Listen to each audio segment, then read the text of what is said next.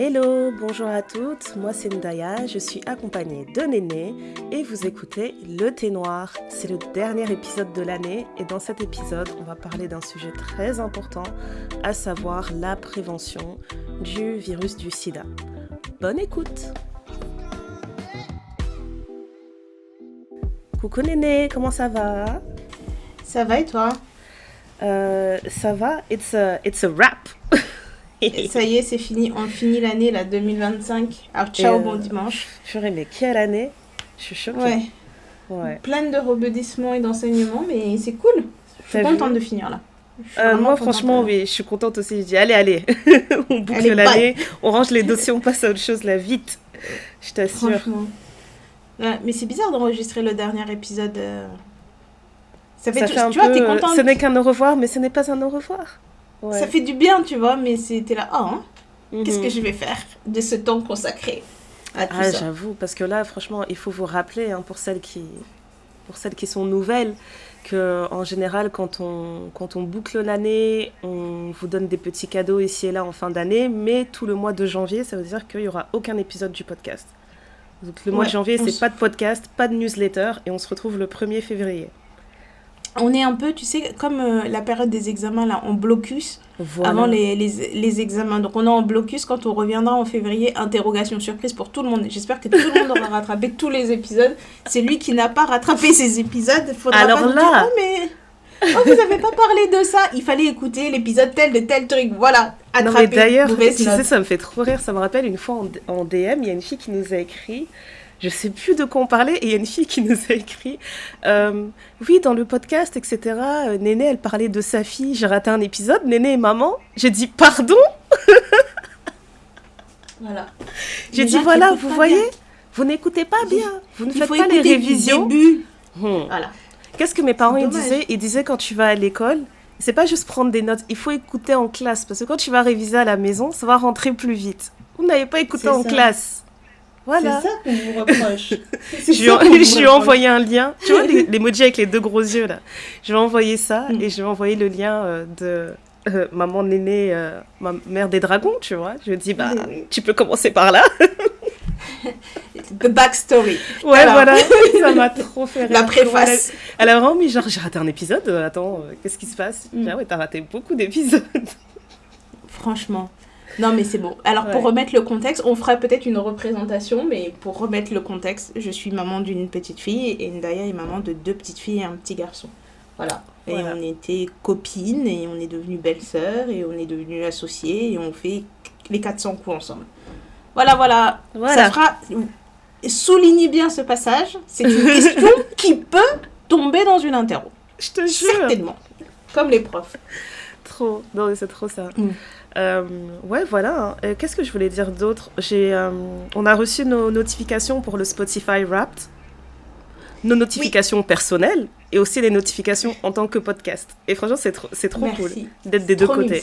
Donc vraiment, merci à toutes celles qui nous ont tagués pour dire « Ah, vous êtes mon podcast numéro 1 » et tout. C'était trop touchant. Même juste être dans le top 5 de quelqu'un, c'est incroyable. C'est ça que avec le nombre de podcasts qu'il y a. C'était incroyable, au numéro 1 ou dans le top 5 ou dans le top 10, je me dis avec tous les catalogues qu'on a, surtout sur Spotify, avec les contenus Spotify originaux, etc., je me suis dit, purée, on arrive quand même à rester dans le top de certaines personnes, donc trop contente, trop contente. Mais on a fait des screens de tous ceux qui nous ont écrit, on viendra vous faire des bisous, etc., ou vous faire des petits cadeaux, il n'y a pas de souci. Voilà. Donc merci Spotify pour ça. Franchement, c'est une belle invention. Et en plus, t'as vu que c'est une Afro-américaine qui a créé le concept du Spotify Wrapped?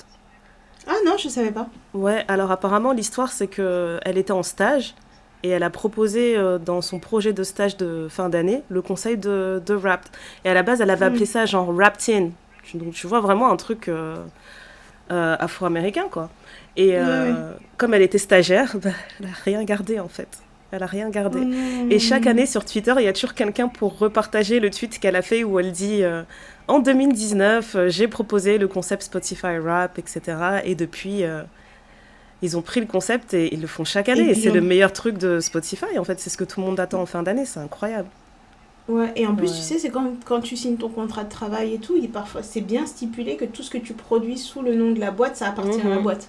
Donc, a priori, elle peut pas se retourner. Je sais pas si les contrats américains sont faits pareil, mais en France, moi, il y a plusieurs contrats que j'ai signés où ils disent que tout le matériel que tu produis, machin, tu dois le restituer à la société puisque tu l'as produit, créé pour la société, quoi. C'est ça. Et même en tant que, juste en tant qu'étudiante, parce que je me rappelle, moi, quand j'avais fait mon école de commerce, là, bah, franchement, les écoles de commerce, c'est encore pire, c'est des gros business. Et ils te font bien comprendre que quand tu fais tes examens, bah, c'est des vraies sociétés qui viennent faire appel à nous. Et on leur fait un travail qui coûterait peut-être des six chiffres, tu vois. Et on le fait gratuitement en tant qu'étudiant. Et le travail ne nous appartient pas.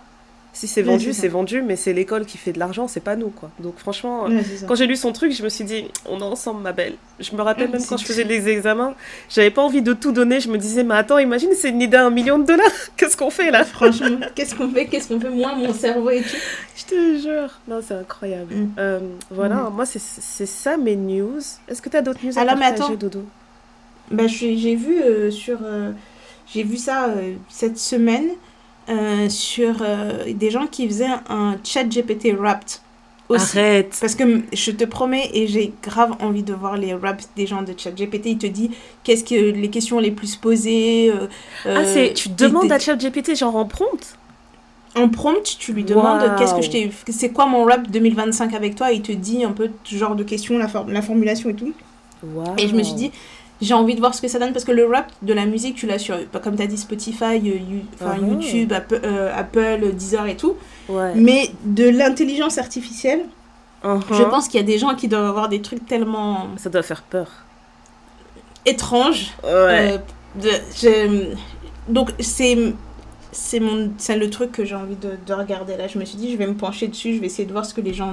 Enfin, déjà, je vais faire pour moi. Quelle dystopie on vit, franchement, c'est... Non, mais franchement... incroyable. Non, mais tu sais, parce que je me dis, il y a des gens comme moi qui vont utiliser ChatGPT pour des trucs à la con, genre, fais-moi le top 10 des créateurs de maroquinerie afro-descendants, abordables, de qualité, machin et tout. Tu vois, des trucs cons où t'es pas besoin d'aller chercher sur Google. Tu sais quoi, allons-y, jouons le jeu. Je suis en train d'ouvrir le mien, je vais regarder mon historique. Tu vas voir comment c'est nul. C'est tellement nul. Non, mais non, moi je vais poser des questions comme ça, tu vois, des questions bêtes ou des trucs où quand je suis obsédée, là que je suis sur mon obsession sur la vaisselle, je lui demande des noms de porcelaine, qu'est-ce qui est de qualité, quelque chose qui peut tenir au lave-vaisselle et tout. Je mets tout dans un texte et il me sort des choses et moi je vais regarder. Ça me permet aussi parfois de découvrir de nouvelles marques et ça permet aussi, tu vois, de l'entraîner, parce que comme on a dit, c'est quelque chose que tu nourris et parfois il va te mettre des trucs. Moi, donc, quand je demande des marques... parce que j'aime beaucoup les bijoux, mais j'aime les bijoux fins et je veux investir dans de beaux bijoux, mais je cherche des trucs afro-descendants ou des choses comme ça, ou des marques un petit peu moins connues que ce que tout le monde voit partout tout le temps, parce que j'aime bien avoir des choses plutôt niches et sans forcément coûter très très cher, tu vois. Je en fait, tu l'utilises comme un moteur de recherche raffiné, quoi. Un moteur de recherche raffiné où je lui laisse, je lui pose une question, je le corrige en lui disant tu m'as proposé telle marque, mais pour moi c'est pas truc, nanana. On fait des petits échanges comme ça, ou alors parce que j'ai besoin de rapidement avoir donne-moi les 10 CEO les plus riches de machin, et pas aller chercher sur plein de sites des sources et des machins et tout sans recouper les sources et me pré-mâcher le travail. Mais tu vois, la dernière fois j'ai essayé de l'utiliser. Pourquoi? Parce que je voulais adapter ma routine de sport. Et c'est là où il y a la limite. Ma routine de sport et ma routine alimentaire pour des nouveaux objectifs. Tu vois, je me suis dit, je vais changer un petit peu parce que là, je commence à entrer dans un truc où si je change pas trop, ça n'a plus d'effet. Donc, je voulais shake it up. Okay. Il m'a proposé quelque chose de très, très bien, tu vois. Surtout que... tu vois, j'ai été chez la gynéco, machin et tout, et elle m'a demandé d'adapter mon régime alimentaire parce que je fais un peu d'endométriose, etc. Donc il faut que j'ai une alimentation anti-inflammatoire, machin. Tu vois, c'est des choses que tu découvres et donc tu dois réadapter ton régime. Et comme j'avais pas envie de réfléchir, commencer à chercher tout, donc j'ai tout mis dedans sans trop donner de détails, en disant voilà, je suis censée avoir une alimentation anti-inflammatoire, j'ai envie de continuer de faire du sport 2-3 fois par semaine, mais je ne veux pas forcément des choses à très très haute intensité parce que je veux pas non plus bousiller mes articulations. Qu'est-ce que tu peux me proposer comme un rythme, machin, en sachant que j'utilise telle application, que j'ai ça à dispo et tout et tout. Et en fait, il m'a proposé un truc.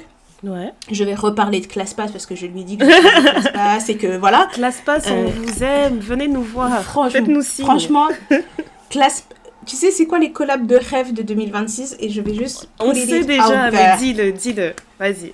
Pinterest numéro 1. Et ClassPass aussi, je te jure, ouais, ça serait trop bien. Et je sais qu'il y a beaucoup de gens qui ont eu des problèmes avec ClassPass, etc. Et je comprends, mais ça reste quand même vachement pratique, surtout si vous voyagez à l'étranger. Comme excellent. Ils sont internationaux. Tu vois, là, je sais que je vais passer Noël avec Ndaya à Londres. Je vais pouvoir continuer d'aller au sport grâce à mon abonnement de ClassPass parce que ça marche à Londres, tu vois. Et c'est très con, hein, mais moi, j'aime bien les choses qui me prennent pas trop la tête, tu vois. Et donc, du coup, il m'a proposé des trucs. Donc, il me dit, tu peux aller telle salle, ça te coûte tant de crédit, machin. Et il te met des cours et tu peux lui dire, non, en fait, le cours que tu m'as proposé sur ClassPass n'existe plus. Ou ça, c'est pas la bonne personne. Ou parce que j'utilise ClassPass et quand je fais le sport à la maison, j'utilise l'application qui s'appelle FitOn. Et donc, il te propose des trucs. Je lui dis, voilà, je veux des entraînements de 30-45 minutes, pas plus. En plus, je vais marcher, enfin bref. Et il m'a créé tout un truc. Et là où il y a la limite, c'est, je lui dis, écoute, je veux un check-in toutes les 2 semaines, savoir si j'ai respecté mon engagement, tu vois, comme un partenaire qui te tient, qui prend parole, tu vois. Et il te dit, non, moi, je peux pas t'envoyer, mais il peut pas. Il peut pas t'envoyer des notifications, c'est toi qui dois prendre ta... Exactement.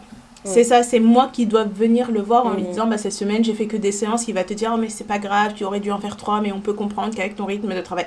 Et là, je pense que c'est vraiment une bonne chose que ce genre d'application soit pas en mesure de nous contacter directement.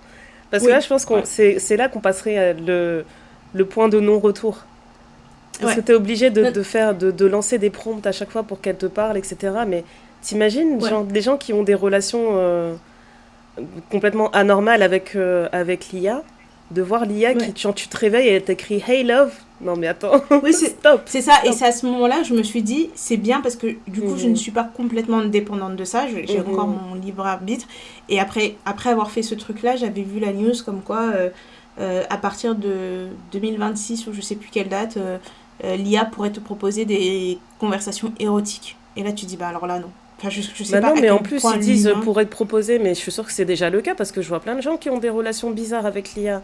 Je me rappelle une fois, j'avais vu, je pense que c'était sur Twitter ou sur TikTok, quelqu'un qui était en train de faire la file à la caisse d'un supermarché et la personne devant lui était en train de parler avec ChatGPT. Et en fait, il a fait une photo de l'écran de la personne, il a zoomé et c'était écrit, genre, côté ChatGPT, hein, c'était écrit un truc genre...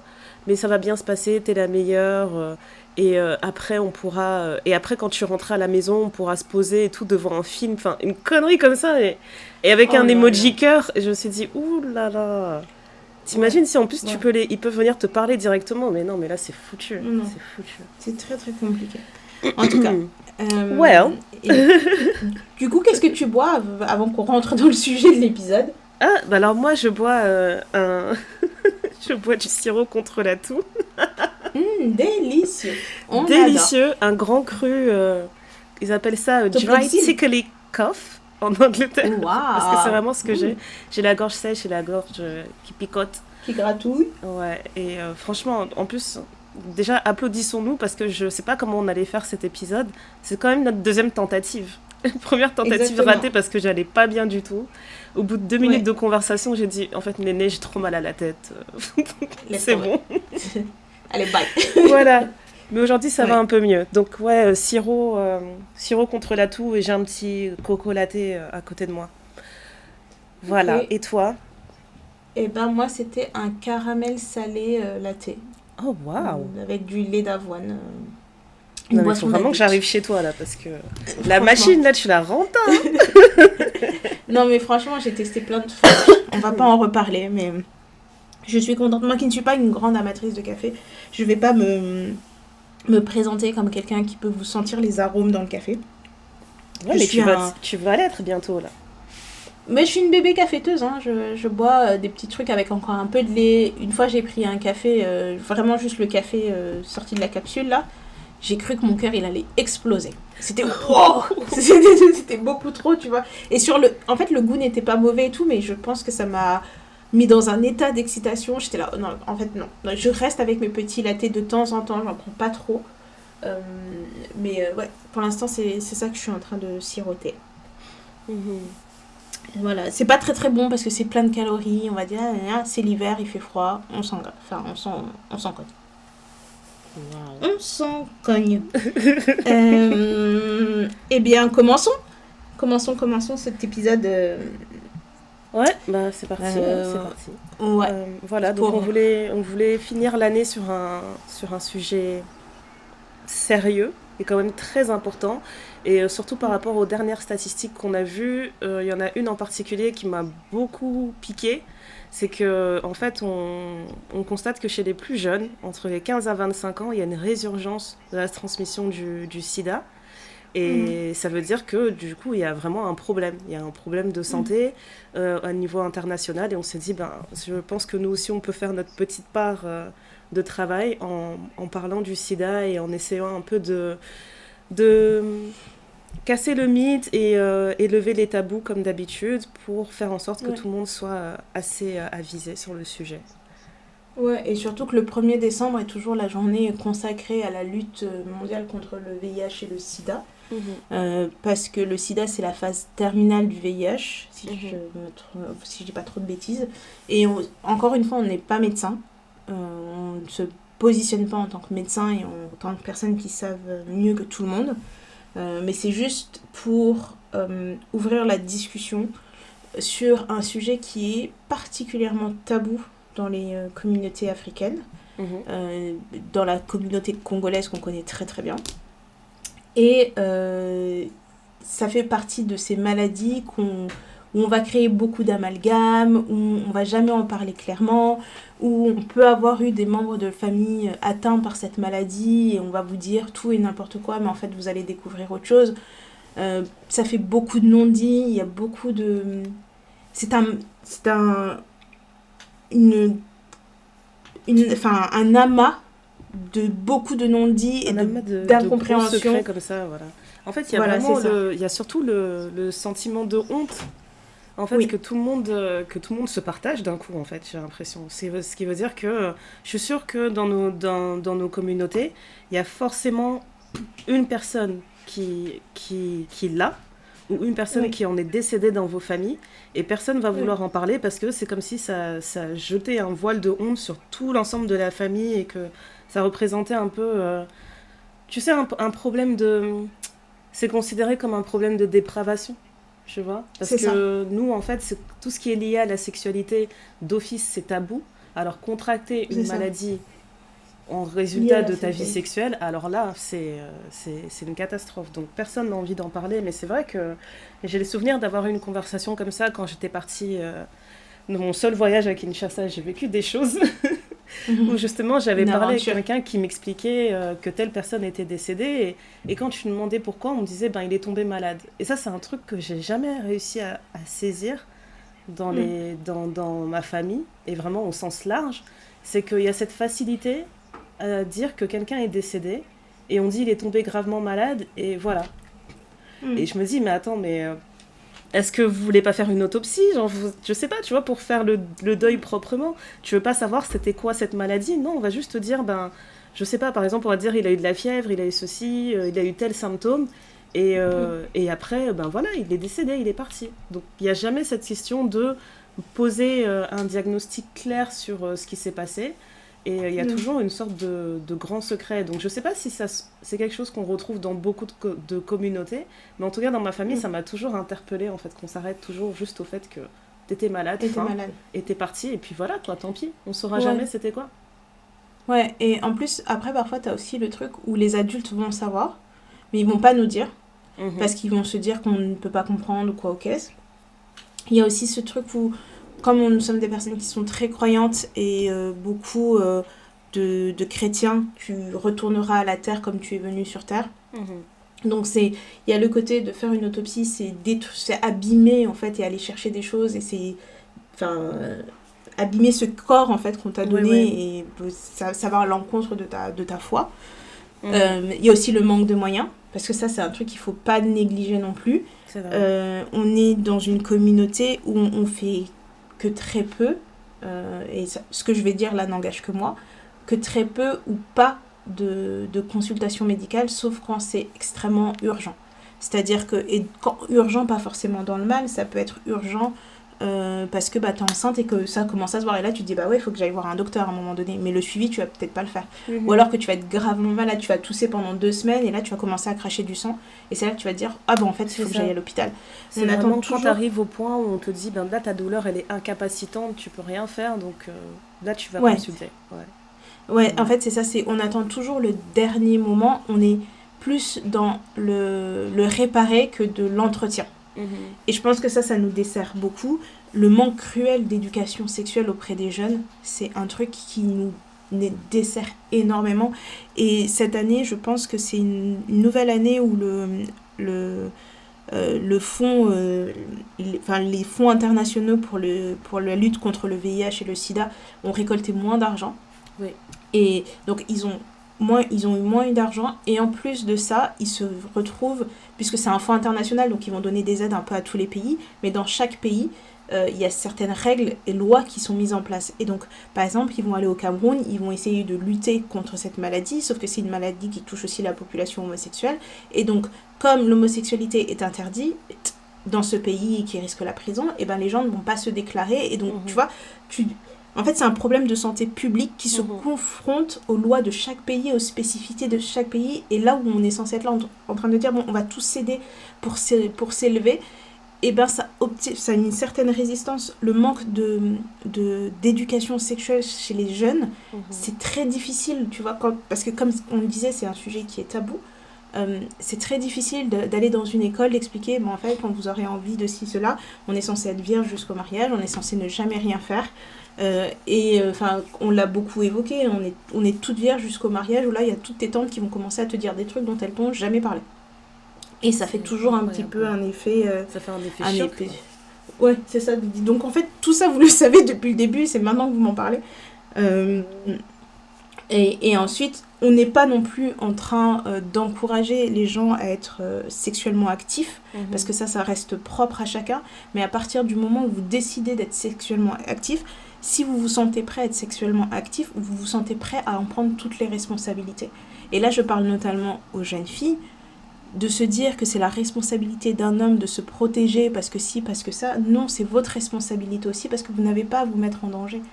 C'est très... Parce que il suffit d'une fois. On peut être très chanceuse et passer au travers des filets et se dire « Ah ouf, j'ai rien eu, Dieu merci. » Mais il suffit d'une fois et ça vous gâche toute la vie. Dieu merci, les traitements ont tellement évolué et on peut vivre avec cette maladie. On peut ne pas transmettre ça à sa progéniture. Il y a beaucoup de choses, et même avec son partenaire, il y a des personnes qui sont en couple avec des personnes séropositives qui ne sont pas séropositives. Parce qu'ils ont été prises en charge. Et on a la chance de vivre en Europe dans des pays où l'accès aux soins est quand même assez facile. Mais ça reste que c'est un trop gros risque à prendre pour un plaisir qui ne dure pas toute une vie, quoi. Et même à ça, il y a des choses qui sont très, très, très, très méchantes. J'avais entendu cette histoire d'une femme qui a été contaminée par un homme qui savait qu'il y avait le VIH. Elle a découvert après qu'il avait le VIH et elle s'était dit je vais draguer son père et ses frères et je vais tous les contaminer pour me venger. Oh my gosh. Et tu vois, c'est ce genre de choses. Je peux comprendre que ça te fait mal quand t'es donné cette maladie, que t'as envie de te venger, etc. Mais c'est pour vous dire, il y a des choses qui se passent dans ce monde. En fait, c'est apprendre qu'on a une maladie grave et tout choc émotionnel, ça peut créer chez des gens des réactions incontrôlables. Vraiment, c'est imprévisible, ça. Ouais. C'est ça. J'avais aussi vu cette histoire horrible d'une jeune fille qui avait appris que son père était un monsieur qui avait le VIH. Et en fait, son kiff dans la vie, c'était de contaminer un maximum de personnes. Donc, il couchait avec plein de gens. Et tu te dis, bon, il y a les tueurs en série, il y a les psychopathes. Ouais, c'est grave un tueur en série pour le coup, parce qu'il condamne les gens en fait, il transmet une condamnation à chaque fois. Ouais, délibérément. C'est ça. À petit feu, c'est comme si t'empoisonnais quelqu'un en fait, donc au final, oui, c'est la même chose, je suis d'accord. Ouais, et puis il y a des gens, tu vois, qui sont résistants au virus, on ne sait pas expliquer pourquoi, il y a des gens qui ont été plusieurs fois confrontés au virus et qui ne l'ont jamais attrapé. Mais ça, tu sais, ça fait partie des choses improbables, tu vois.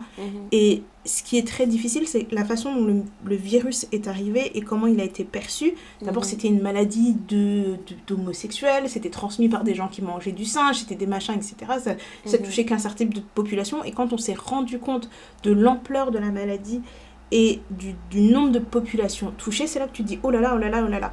La seule chose que je veux dire, c'est qu'aujourd'hui, à l'échelle mondiale, les nouvelles infections de ce virus touchent 45% de femmes.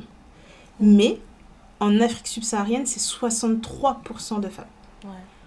Et ça, c'est énorme. Vraiment alarmant.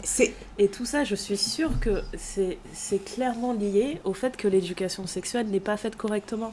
Parce que j'ai écouté un podcast qui a interviewé un couple de docteurs, les docteurs Abdul Karim. Donc il y a la femme qui s'appelle Kouraïcha et le mari qui s'appelle Salim, qui ont apparemment, depuis les années 90, ont travaillé vraiment fort sur la recherche pour mettre fin au HIV et au sida. Et en gros, ils expliquaient que dans leurs premières statistiques, parce qu'eux, ils viennent d'Afrique du Sud, ils considèrent qu'un Sud-Africain sur 5 aurait le sida. Ouais.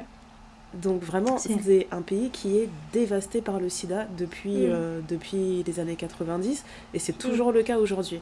Et justement, dans leur recherche, ils disaient aussi la même chose, que les personnes qui étaient le plus affectées, c'était non seulement les femmes, mais aussi des jeunes filles. Et ils ont dit qu'en gros, en fait, quand tu regardes, en fait, t'es obligé de faire un travail scientifique, mais aussi sociologique. Tu dois regarder comment fonctionne la population, etc. Et quand ils allaient interviewer tous les gens, en fait, qui recevaient dans leur clinique, ils se rendaient compte, en fait, que ces jeunes filles, on leur avait donné aucune éducation sexuelle, et elles se retrouvaient abusées par des hommes qui avaient probablement la maladie. Et ces hommes-là, en fait, marchent librement et continuent à répandre la maladie, etc. Ce qui fait que pour un homme qui a le virus, il va peut-être le transmettre à 10 nanas. Et c'est vraiment le truc... parce qu'en fait, ils essayaient vraiment de comprendre comment ça se fait qu'on ait des statistiques aussi disproportionnées par rapport au genre. Et c'est la conclusion qu'ils avaient tirée, en fait. Et c'est pour ça que je me dis, en fait, des fois... On réfléchit vraiment on réfléchit à l'honneur de la famille, on réfléchit à la pureté des enfants en se disant il faut pas qu'ils fassent telle chose, il faut pas qu'ils voient telle chose, etc.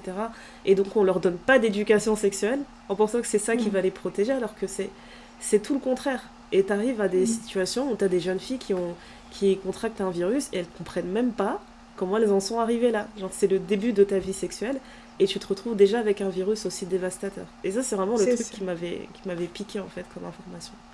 Surtout que si tu as des enfants comme moi qui sont curieux, et pas dans forcément le mauvais sens du terme, mais en tant qu'enfant, moi quand je savais les choses, bah, ça me permettait de prendre une décision éclairée du haut de ma jeunesse, tu vois. Mais du coup, quand j'ai compris tout ce que ça impliquait, la sexualité, bah t'es là, tu dis, bah ouais, en fait non, je suis pas prête, quoi. En fait, oui, si t'es pas prête, et ça vaut pas le coup de prendre ce risque, quoi. Ça vaut vraiment pas le coup de prendre le risque. Alors après, il y a des gens qui vont se dire, ouais, mais je suis grand, etc. Parce que en grandissant, tu vois tes camarades de classe, il y en a qui sont actifs sexuellement très tôt, d'autres plus tard, etc. Il y a chacun qui prend des décisions en fonction de ses croyances religieuses, en fonction de ses convictions personnelles, etc. Chacun fait un peu ce qu'il veut. Mais c'est vrai que moi, de comprendre tout ce que ça impliquait, la sexualité, ça a mis un gros frein sur plein de choses. Ça m'a permis de me dire, ben, je ne veux pas, en fait. Ne me mélangez pas là-dedans. En plus, comme je suis méfiante de nature, tu te dis, voilà, quelqu'un va venir roucouler dans ton oreille en te faisant croire quelque chose, et puis finalement, ça sera autre chose. Surtout quand il y a eu l'époque où on entendait partout l'histoire des préservatifs percés. J'ai dit donc moi là je suis en train de construire mon avenir, ma carrière et on va m'engrosser dans mon dos. On va m'engrosser des mots comme ça, on va me donner je sais pas quelle maladie. Non mais franchement. Non, mais et en fait, le nombre d'histoires qu'on a vues comme ça de telle personne est partie s'abuser ici, elle savait pas, elle a contracté telle... Parce que là on parle du VIH mais il y a plein d'autres infections comme ça, vous allez les contracter bêtement quoi. En une erreur. Une erreur, et même le mode de transmission, le nombre de jeunes filles qui vont te dire ah oui mais moi j'ai pas fait ça donc je peux pas avoir ça machin, tu dis bah si t'as fait ça si, puisque du coup ça fonctionne dans ce sens là aussi. Donc tu sais quoi, ça me rappelle un cours d'éducation sexuelle qu'on avait eu quand j'étais en 4e ou en 3e. Et en fait l'école où j'étais, il y avait quand même pas mal de personnes qui étaient encore vierges, donc on n'avait pas trop en fait, quand tu arrives à la partie questions, on n'avait pas vraiment de questions liées à l'expérience ou quoi, parce que chacun était encore à la phase de on se donne la main, on fait des bisous. Quoi. Mais il y avait 2-3 filles qui avaient déjà eu des rapports, etc. Et il y en a une qui disait oui, bah, moi, je sais que je risque pas de tomber enceinte et tout, parce que mon copain, il se retire. Et donc la dame, elle lui disait, mais explique-moi, ça veut dire quoi, il se retire? Et elle me dit, ben, ça veut dire que quand il va jouir, il sort et il jouit juste bah, à l'entrée, quoi, à l'entrée du vagin. Et la dame, elle lui a dit, mais tu vas tomber enceinte si tu fais ça. Et en fait, la fille, elle l'a regardé genre, ah bon? Elle dit, mais j'étais sûre et certaine, et puis il m'a dit machin. Et je me dis, c'est vraiment des choses bêtes comme ça, juste le fait d'avoir pu avoir un espace, un jour, où on a pu avoir une conversation ouverte. Et j'ai vraiment apprécié que ce jour-là, autant on était vraiment beaucoup de gens qui aimaient se juger, mais autant ce jour-là, on a été toutes très attentives, et on était toutes très inquiètes pour elle, parce qu'on était en train de se regarder en se disant, mais ça se trouve, là, comme elle est enceinte, elle sait pas. Et on parlait que de grossesse, alors que rajoute à ça toutes les choses que tu peux transmettre de la même manière sans vraiment savoir c'est quoi les pratiques à faire. En fait, moi ce qui m'embête en fait avec ça, c'est que quand tu refuses de parler à ton enfant, eh ben, c'est la personne avec qui il va décider d'avoir des rapports qui va l'éduquer. Et tu connais pas cette personne, donc c'est catastrophique en fait de laisser cette responsabilité à un inconnu ou à une inconnue. C'est de la folie. C'est ça. Et je vais encore faire une de mes nombreuses analogies. C'est comme si... Football Non, gâteau. Oh. C'est comme si quelqu'un vient chez toi, tu prépares un très bon gâteau et tu oublies de lui donner un ingrédient. Et quand la personne, elle va rentrer chez elle, ou que tu fais exprès de ne pas lui donner un ingrédient, la personne va rentrer chez elle, ça va être foireux, ça va être de ta faute. Mais non, mais ça va être de sa faute. Bah non, mais t'as pas suivi Marcel. Mais non, pas du tout. En fait, il faut me donner toutes les clés pour réussir. Et cette éducation, on la met souvent sur les garçons. On va dire, on a beaucoup vu dans les films et les séries afro-américaines en grandissant. Ne me ramène pas un gosse dehors, machin, etc. Et ça a un cliché qui se perpétue, tu vois. C'est un mec qui peut faire un bébé dehors, c'est pas grave, mais ça bousille la vie de la jeune fille, là où ça bousille pas la vie du jeune garçon. Moi, j'ai regardé Teen Mom dès que c'est sorti les premières saisons, je regardais ça à balle. Tu te dis, mais moi, je veux pas me retrouver dans cette situation-là. J'ai pas envie qu'un de mes enfants se retrouve dans cette situation-là. C'est pas possible. Franchement, Teen Mom, c'est la dernière bonne chose que MTV a créée. Parce que vraiment, je suis convaincue que Teen Mom, ça a permis de réduire l'épidémie des Teen Mom, justement. C'était incroyable. Aux États-Unis et aussi au Royaume-Uni, c'était n'importe quoi, là, à une époque. Et en plus, je le vois au final parce que... Et je vois beaucoup de mamans qui ont mon âge, qui ont des gosses qui ont des gosses qui ont 20 ans ou un peu moins de 20 ans, etc. Et donc, tu sais, c'est dingue de voir ça sur plusieurs générations, en fait, de te rendre compte que ici, ben, moi, quand je suis à Londres et que je rencontre des femmes de mon âge, ça va vraiment pas être incroyable de tomber sur plein de dames, parce que parenthèse, j'ai 35 ans, je tombe sur plein de dames qui ont un enfant de 18 ans, et après, elles ont un enfant qui a genre 8 ans. Ouais. C'est trop fou, en fait, de voir vraiment le recul comme ça et de te dire que, ben, une génération après, ça s'est arrêté. Mais il y a vraiment une vague de grossesse adolescente, en fait, ici. C'était vraiment une épidémie à doser, quoi. C'est ça. Et le truc dans toutes ces histoires un peu de sexualité, de connaissances, etc., on sent toujours des inégalités dans le genre et des inégalités sociales, parce qu'il y a certaines... Tu vois, si tes parents ne sont pas éduqués sur le sujet, ils vont pas te transmettre cette éducation-là. Si tu n'as pas accès à certains types d'écoles ou certains milieux, tu ne vas pas avoir ces informations-là. Ce qui devrait normalement être normalisé pour tout. Hein. On vous apprend dans tous les lycées de France... on va te dire que l'histoire de France, c'est celle-là, mais tu vas voir qu'en fonction des zones, ça sera plus ou moins la même chose, tu vois. Ça sera pas plus ou moins... Enfin, ça sera assez différent, tu vois, entre le lycée qui est en ZEP et le lycée qui est privé, machin chose, ou quoi, vous aurez pas la même version de l'histoire de France. Il y aura une version diluée et une version très approfondie.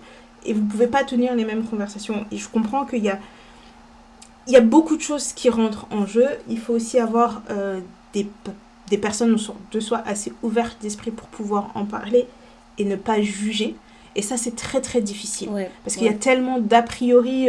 À un moment donné, on pensait que juste toucher une personne atteinte du VIH, ça te donnait le VIH. C'est pour vous dire à quel niveau. Et on pensait que les personnes qui étaient atteintes de cette maladie, c'était uniquement des drogués ou des prostituées. Alors que pas du tout. Tu vois, il y a des personnes que tu ne soupçonnerais même pas qui ont cette maladie. Alors oui, effectivement, ça peut être des personnes qui se droguent. Ou alors ça peut être aussi des personnes qui ont eu... une histoire, la personne était porteuse de la maladie, elle ne s'est pas fait dépister, elle ne savait pas qu'elle avait la maladie, elle l'a transmise aussi. Il y a tellement de cas de figure possibles et inimaginables. C'est pour ça qu'on insiste beaucoup dans ce podcast sur la prévention, faire des bilans sanguins réguliers, et que vous soyez marié ou non, les bilans, c'est hyper important. Mais c'est ça, c'est un truc dont j'avais discuté avec mon docteur. J'ai oublié comment ça s'appelle, c'est le frottis. J'étais partie faire un frottis et je lui ai demandé si elle pouvait me faire un dépistage aussi pour d'autres maladies sexuellement transmissibles. Et je lui ai dit, vous trouvez ça bizarre que je le fasse en étant mariée ? Elle m'a dit pardon. Elle m'a dit faites-le. Elle n'a pas dit rien d'autre, quoi. Elle m'a juste dit faites-le. Donc ça veut dire que si vous parlez à un docteur et le docteur il vous dit ça, laissez-moi vous dire que ce docteur il a entendu des histoires, ils savent. Donc franchement, il n'y a aucune situation qui fait que tu vas être exempte ou je sais pas quoi. Faites-le, si vous pouvez le faire, faites-le. C'est ça, et en plus, la parole de quelqu'un reste que la parole de cette personne. On connaît malheureusement jamais assez bien les gens. Voilà. Tu vois, tu peux faire une confiance aveugle à quelqu'un, il suffit d'un dérapage. C'est vraiment... Et il ne faut pas dire que chaque dérapage entraîne quelque chose. Mais il en suffit d'un, malheureusement. Tu peux avoir fait des dérapages 50 fois dans ta vie et la 51e fois, ça va être un problème. Et pour une autre personne, ça va être le seul dérapage et c'est là qu'il va avoir un problème. Donc, chacun sa chance, chacun sa malchance, mais il suffit d'une fois, en effet. Il suffit d'une fois. Tu vas avoir un mari qui va tromper sa femme une fois avec une femme et boum, cette femme, elle va tomber enceinte. Ou une femme va tromper son mari avec un homme et boum, elle va tomber enceinte. Mais quand on dit, c'était cette vieille expression française qui dit c'est la fille du docteur mais avec les couilles du facteur, quoi. Oh my gosh. C'est un truc comme ça, tu vois. Ouais. Un truc comme ça parce que l'infidélité est tellement... tu sais, et en plus il y a ce truc où les gens se morphent, où biologiquement t'es pas l'enfant d'une personne. Il y a des trucs qui font que... mais à force de côtoyer cette personne, tu vas lui ressembler. Oui. Et il y a de nombreuses familles qui ont été détruites comme ça parce qu'ils ont découvert qu'en fait, non, c'est pas l'enfant d'eux. Et tu dis, mais pourquoi ? Mais bref, ça, c'est d'autres histoires. Ouais. C'est des choses complètement en truc. Et moi, ce qui me dérange dans le traitement de... Je trouve que c'est très bien d'y consacrer une journée internationale. Je pense que c'est quelque chose qui est très, très bien. Il y a les dépistages maintenant pour les moins de 26 ans en France qui sont gratuits sur les maladies sexuellement transmissibles en France, si je ne dis pas de bêtises. Je trouve que il y a une étude qui est sortie cette semaine qui disait que les jeunes sont moins actifs sexuellement par rapport à il y a 10 ans. Donc ça, c'est déjà bien. Bon, maintenant, il faut il faut savoir se protéger, savoir s'ils ont les bonnes bases de connaissances sur les maladies sexuellement transmissibles. Ce que je trouve dommage, c'est qu'encore une fois, c'est quelque chose qui atteint les femmes plus que les hommes. C'est plus handicapant pour une femme que pour un homme. Tu as un plus gros risque. C'est une précarité, perte d'opportunité, une certaine forme de violence encore qui est plus dure chez les femmes. Ce qui est embêtant quand on vit dans une société et dans une communauté où il y a plein de tabous, au lieu de se protéger, ça nous dessert. Tu vois, moi, mon rêve, ça serait qu'il y ait des plannings familiaux dans toute l'Afrique, surtout l'Afrique subsaharienne, parce que de venir expliquer quelque chose, comprendre que ça, c'est pas normal dans une relation sexuelle, comprendre qu'il y a certains actes qui ne se font pas, comprendre qu'il y a certaines choses qui te mettent à risque d'attraper d'autres choses. Comprendre ne serait-ce comment fonctionne ton cycle, juste sa biologie en fait. Oui, juste la biologie, tu vois. Moi, je remercierai jamais assez, même si on peut être très très pudique dans la famille, etc. Je me souviens très bien d'une conversation avec ma mère quand j'avais 12-13 ans, quand j'ai commencé à avoir mes règles, où elle m'expliquait ce que c'était un cycle et pourquoi il était important de noter son cycle. Parce qu'elle me dit, parce que voilà, tu deviens une jeune femme et ça, et ça, et ça, et ça, et ça, tu vois. C'était pas pour m'encourager à être active sexuellement. Et au contraire, ça m'a aidée parce que je me suis dit, ah, donc ça veut dire que... Donc là, j'ai mes règles, là, je peux avoir un bébé, et là, il se passe ça, et t'es là, tu te dis, ok, Ouais. beaucoup d'informations. Et surtout, Parce que- le truc que j'oublierai jamais le jour où j'ai parlé de ça avec les enfants, la question qui m'a fait pleurer de rire, c'est d'accord, j'ai compris le cycle, tout ça, et ça s'arrête quand? Non, mais c'est ça. Non, mais c'est J'étais ça. au sol. Viens, ma Et tu chérie, dis, bah, ça s'arrête, toute ta life. je sais pas, moi, dans 50 ans. Je sais pas, ma chérie. Oh, purée. Non, mais, non, mais tu J'oublierai sais, jamais. cette responsabilité-là, Mhm. parce que c'est facile de dire, ah bah t'as tes règles, t'es une femme maintenant. Ok, ça veut dire quoi? Ça veut rien dire, franchement. Parce qu'il y a beaucoup de tantes que j'ai entendu dire ça à leur cousine, et moi j'étais là, guys, come on. J'ai un peu de culture sur le sujet. Non, mais J'ai vraiment, une genre, regardez daronne qui m'a l'enfant, là. expliqué. Arrêtez de lui dire que c'est une femme, ça va pas la tête. C'est ça. Et après, j'ai aussi eu la chance d'aller chez une gynécologue assez tôt, qui m'a aussi Mhm. expliqué certaines choses. Et moi, ce qui me paraissait tout à fait normal quand j'en parlais avec mes cousines, avec des copines, etc., elles étaient là, ah bon, t'as déjà été voir un gynéco? J'ai dit, ah bon, pas vous? Enfin, et je me rends compte à quel point c'est une chance, en fait, d'avoir cet accès-là et d'avoir des parents assez ouverts d'esprit, ou Mhm. une maman assez ouverte d'esprit pour pas que ça devienne un tabou. Parce Mhm. que je pense que j'ai déjà raconté cette anecdote dans le podcast, mais un jour, donc c'était un... Parce que depuis que j'ai mes règles, je vais chez le gynéco une fois par an. Ouais. Donc, rendez-vous de routine, ma mère était au pays, donc mon père m'a déposée en allant au travail et je devais rentrer en prenant le bus, tu vois. Mon père savait où est-ce qu'il me déposait, il n'y avait pas de secret. Sauf que dans ce cabinet-là, il y avait mon dermatologue, le gynécologue. Mon dermatologue qui est devenu le dermatologue de mon petit cousin qui avait des problèmes de peau, donc fils de la petite sœur de ma mère.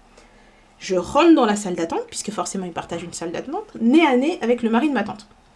Mhm. Il vient me dire, ah, tu viens voir docteur truc qui est le dermatologue. Et moi, je dis, non, je vais voir l'autre docteur. Donc, je Mhm. vois déjà son regard qui dit, oh. Ça coïncidait avec le fait que ma mère était partie une semaine plus tôt, machin, etc. Donc, je ne sais pas ce qu'il est parti raconter à ma tante quand il est rentré. Mhm. Chose qui est sûre, c'est que ma tante a pris son téléphone, elle a appelé ma mère, elle a dit, donc toi, tu es pas là, voilà ce que ta fille, elle fait dans ton dos. Elle fait ci, elle fait ça, blablabla, blablabla, blablabla. Elle a déteste tout les gens qui balancé à font ma ça. mère. Et en fait, ma mère lui a Je dit, les écoute-moi, déteste, Néné. et elle a dit à ma mère lui a juste répondu, toi je sais pas comment tu éduques tes enfants, hein, mais moi et ma fille on a une relation qui est assez quand même transparente, elle a sûrement son jardin secret, mais je savais qu'elle avait ce rendez-vous-là puisque c'est moi qui ai pris le rendez-vous, c'est son papa qui l'a déposé, et c'est important en tant que jeune fille, parce Oui. que sa fille à elle, elle avait encore 5-6 ans, donc elle sait pas, tu vois, elle n'en était pas là. Mhm. Elle a dit, c'est important pour une jeune fille d'aller voir, surtout que elle a eu quelques petites choses avant d'avoir ses règles et elle a un cycle qui est quand même très long, très épuisant, etc. Donc ça se trouve, ça cache quelque chose d'autre. Mhm. Donc je préfère qu'elle soit suivie par un médecin et qu'on lui explique les choses. Mais moi, ma fille, elle sait très bien, elle dit, je crois qu'elle a eu trouvé l'argent où pour aller payer le docteur. Mais, je te jure. Non, mais t'imagines, on t'appelle là, non mais imagine là, on t'appelle pour te dire ça sur ta fille. Moi, mais tu sais que je peux péter les plombs. Pourquoi tu me parles de la chatte de ma fille? De quoi je me mêle? Non mais, Pourquoi? non mais, De en fait, quoi ça c'est pour, Oh, purée. non mais, ça c'est pour illustrer Oui, le côté de forcément tu vas voir un gynécologue, puisque dans notre esprit les gynécologues c'est parce que tu es enceinte voilà, ou que tu veux c'est rien arrêter d'autre. une grossesse, Voilà. il n'y a pas d'autre chose en fait. Mais tu Y a vois, c'est pas ça d'autre que chose. c'est vraiment un double standard qui fait aucun sens pour moi parce que vous n'avez pas l'énergie de vous asseoir avec vos enfants et d'avoir des vraies conversations, mais tu vas avoir l'énergie de tirer des conclusions sur la vie d'un autre enfant et commencer à faire des commérages. Donc en fait, votre vie, c'est C'est juste ça. le scandale et les commérages. En vrai, ça veut dire que la santé, le bien-être de cet enfant, tu l'as même pas à cœur. Parce que si Non, la mais- personne l'avait vraiment à cœur, peut-être elle aurait une conversation avec toi direct sur le tas, là. Ah ouais, tu viens voir la gynéco, Non. pourquoi? Fin. Non, mais Ça allait te mais tuer de déjà- dire ça? Mais non, mais comme c'était son mari qui m'a croisée, c'est pas elle. Bah oui. Et en plus, il y a toujours ce tabou de les garçons, les filles, on ne parle pas de certaines Voilà. choses. Donc, Donc- il a préféré faire téléphone arabe du téléphone arabe du téléphone Il- arabe. Non, mais franchement. Il a dit, chérie Doudou, j'étais chez les docteurs, j'ai vu ta nièce, parle à ta sœur. Parce que c'était vraiment comme si j'étais sortie de chez le gynéco avec une boîte de capotes et Oui, que oui. je m'étais mise sur le trottoir. Tu lui as dit merci pour ma recharge de capote. Voilà, Allez, merci beaucoup. Allez, j'ai des clients, bye. Non, mais. Ah, Tu vois c'est insupportable. Et en fait, Et ça fait partie des éléments marquants de ma vie qui m'ont comprendre que t'as pas d'alliés. Non, c'est pas ça que je veux dire, mais... Non, mais qui ont façonné la femme et que je suis aujourd'hui, où je dis à mes frères, je dis à mes cousines, à mes cousins, à mes sœurs, à tout le monde, si vos enfants, ils ont envie de parler de sexualité, qu'ils viennent voir Tata Néné. Franchement, même si je vais être là après, oh my god, qu'est-ce que j'ai entendu? Ah oui, tu dis ça à tes frères, genre si vous avez peur et tout d'en parler avec vos enfants, envoyez-les. En fait, envoyez-les moi je vais tout expliquer, je vais tout dire, je vais pas... Parce que c'est très peu courant dans les familles congolaises et on va avoir l'impression que c'est la personne très légère de la famille qui dit ça. Mais pour moi, c'est pas de la légèreté, c'est important qu'ils sachent les choses et de mettre le niveau de responsabilité égal des deux côtés. Tu vas pas aller en tant que mon enfant enceinter l'enfant d'autrui et dire ouais mais c'est elle, c'est pas moi. Non mais franchement, vous êtes au moment là, je vais attraper les oreilles de vous deux, c'est communément. Et non mais franchement. Mais c'est ça. Et j'avais vu un théâtre où genre une jeune fille était revenue, elle était enceinte d'un garçon, etc. La maman, elle a pris sa fille, elle est partie chez la belle famille, elle a dit votre fils, il a fait ça. Donc ok, moi je vais assumer ma part, mais votre enfant aussi va assumer la part. Il n'y a pas assez de choses comme ça, on doit choquer les gens. Choquer, je te jure, c'est ce que j'allais dire, il faut vraiment les choquer. C'est quoi ça? Non mais comment tu peux avoir cette tranquillité d'esprit de gâcher la vie de quelqu'un en transmettant une maladie et toi tu continues ta vie comme si de rien n'était. Comme c'est franchement, pas toujours... En fait, c'est... Donc, il y a vraiment la notion de irresponsabilité sexuelle, en fait. Moi, je le vois vraiment comme ça. Tu peux être quelqu'un qui est très responsable sur plein d'autres plans, mais qui fait vraiment preuve d'irresponsabilité sexuelle. Et moi, c'est le truc que j'ai intégré quand j'avais 18-19 ans, je crois, avec une amie, en fait. J'avais une amie qui était très parano. Et story time. Et en gros, on parlait et tout, on se racontait souvent nos histoires, etc. Petite amie, flirt, etc. Et en gros, un jour, elle me montre une plaque, s'il te plaît, elle avait une plaque sur le bras, elle m'a dit, je crois que j'ai le sida. J'ai explosé de rire, je lui ai dit, meuf, t'exagères. Je pense que t'as fait une petite réaction allergique à un truc. Elle a dit, non, en fait, là, je suis dans la dernière phase du sida, j'ai des desquamations et tout. Elle y était vraiment à fond dedans. Donc, on s'est dit, viens, on va aller faire les tests et tout ensemble. Comme à l'époque, c'était gratuit. Je sais pas si c'est toujours gratuit à cet âge-là. On est partis faire le test, chacune notre tour. Et en fait, le jour où on a récupéré nos résultats, on était tellement dramatique, on était en train de faire des plans de... meuf, si c'est positif pour toutes les deux, comment on se suicide? Désolée, trigger warning. Et après, c'était des conversations de « Ouais, mais si c'est juste une de nous deux ?» Et genre, elle était en train de m'embrouiller, elle me dit « Hey, franchement, si je l'ai et tu l'as pas, j'aurais trop le seum, viens, on souffre ensemble. » Enfin, c'était tellement bête. Et en fait, on a eu nos résultats. Et je pense que je pense que c'est un docteur qui donne les résultats, je me rappelle plus. Il nous a tellement ramassé, Néné. C'était nécessaire. Vraiment, ça m'a fait du bien. Il nous a vraiment ramassé, genre... Vous êtes irresponsable. Il faut être responsable. Il faut vraiment que vous mesurez en fait la gravité de ce que vous venez de faire en fait. Et ça nous a tellement calmés. Franchement, c'était nécessaire. C'est bien d'avoir une personne ou quelques personnes dans ton entourage qui te donnent les faits, etc. Parce que les faits, je les avais. C'est pas comme s'il me manquait des informations. Mais que ça rentre dans ma tête là et que ça s'imprègne dans ma tête. Il a fallu que ce gars il nous ramasse. Vraiment. Ouais, non, mais il faut parfois un électrochoc. Oui, parce qu'en fait, ce gars-là, il est en train de nous raconter comment, tous les jours, il doit annoncer à des gens, genre c'est sa responsabilité d'annoncer à des gens qu'ils ont une maladie incurable à ce jour, en fait. Il est en train de nous regarder, genre, vous êtes là, vous ricanez, etc., de qu'est-ce que vous allez faire si vous l'avez ou si vous l'avez pas. C'est pas une blague, en fait. Et on s'est vraiment regardé, genre, oh, ok.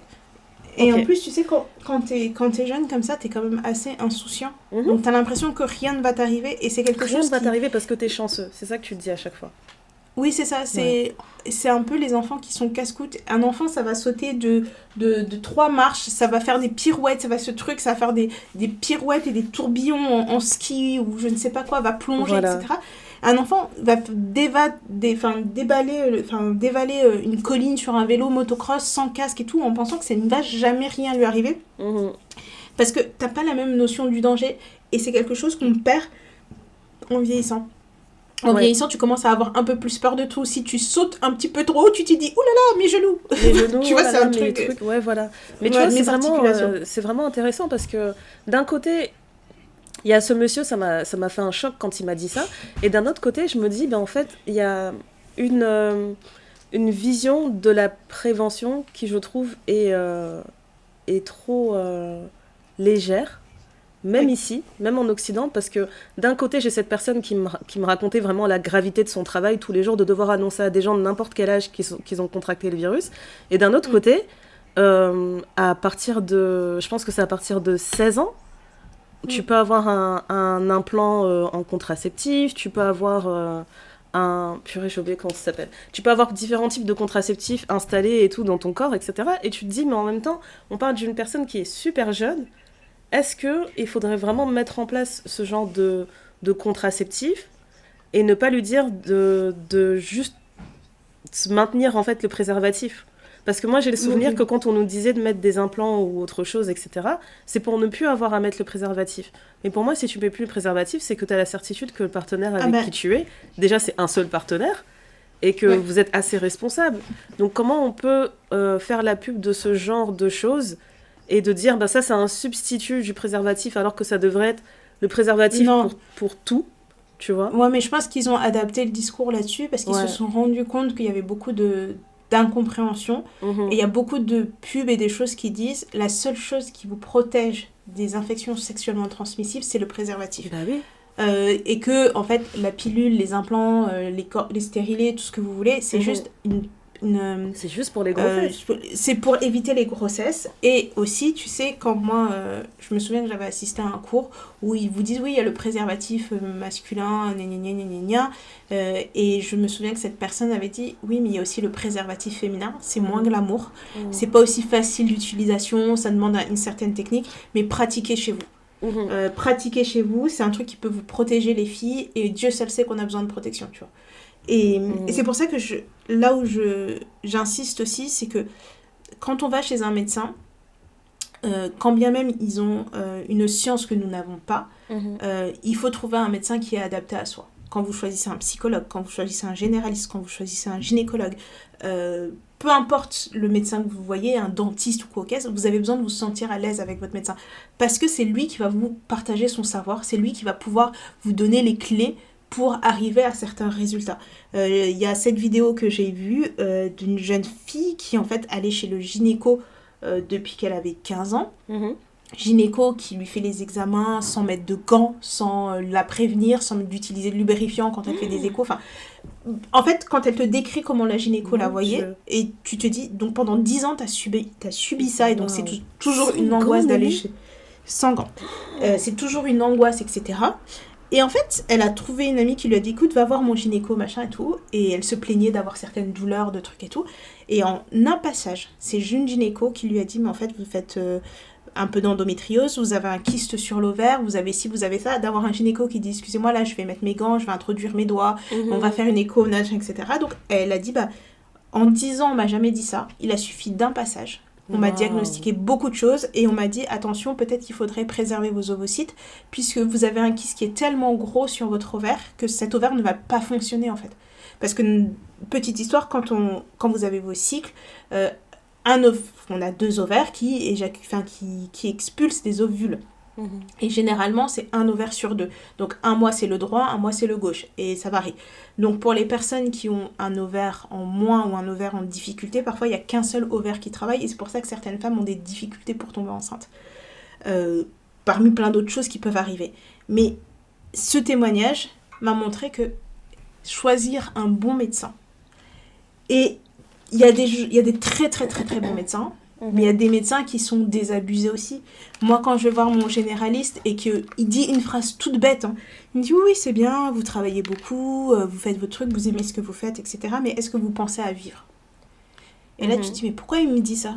Et après, tu vois plein de gens qui font des burn-out, machin et tout. Et il te dit, bah voilà, moi j'ai 60...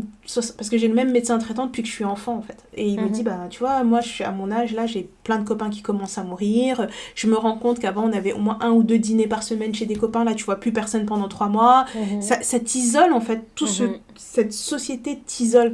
Donc si en plus de ça, tu rajoutes les tabous, tu rajoutes le fait qu'on ne se parle pas des choses qui sont importantes, mais qui sont forcément importantes, il faut s'impliquer plus dans nos communauté, tu vois, en tant que femme, en train de dire, et je sais, Dieu seul sait, et que c'est pas facile. Moi, ça, c'est un de mes combats au quotidien, mais vraiment, je ne supporte pas que, en termes de santé, on soit désavantagé. Je ne supporte pas qu'on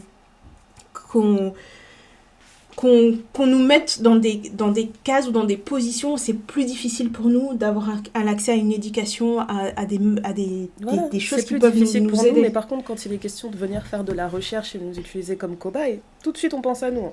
C'est ça que je trouve dingue. Et la diabolisation qu'il y a autour de certaines choses. Pour les femmes, oui, vous êtes des sirènes, comme on aime bien dire chez nous. Vous êtes des sorcières, vous êtes des envoûteuses, des machins, etc.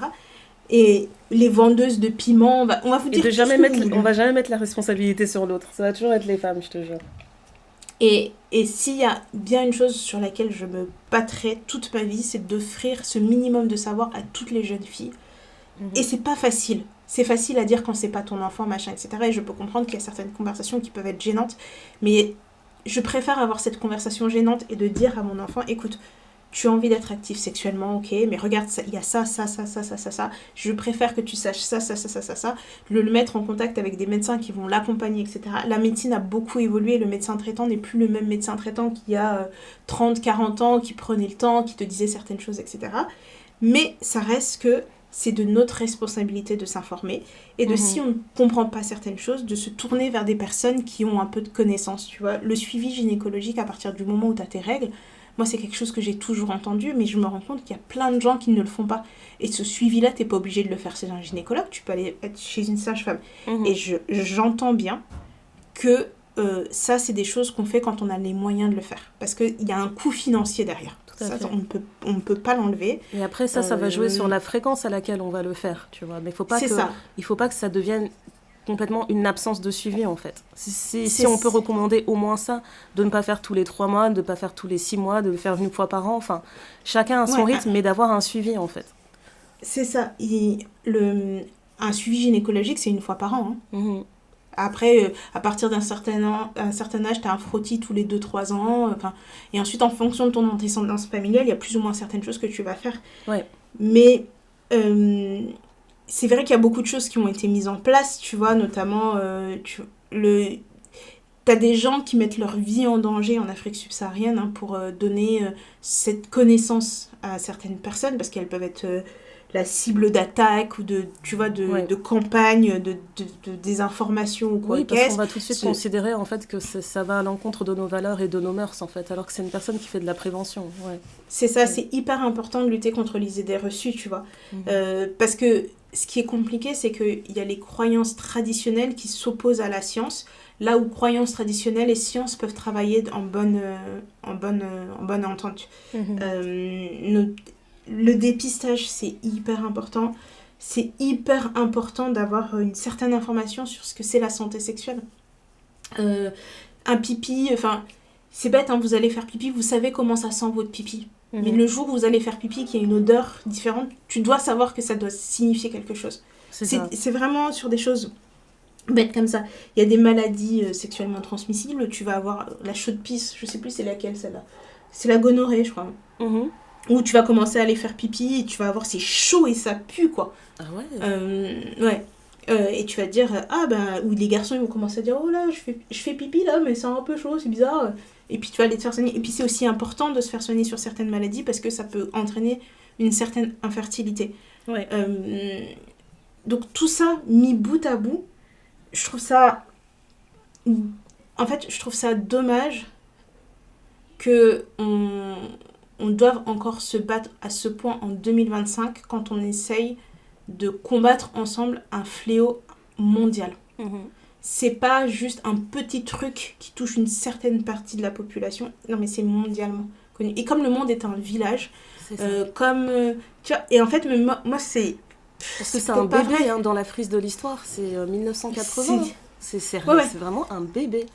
Et surtout quand tu te dis que c'est à cause en fait de toutes ces discriminations que le fléau s'est répandu aussi vite.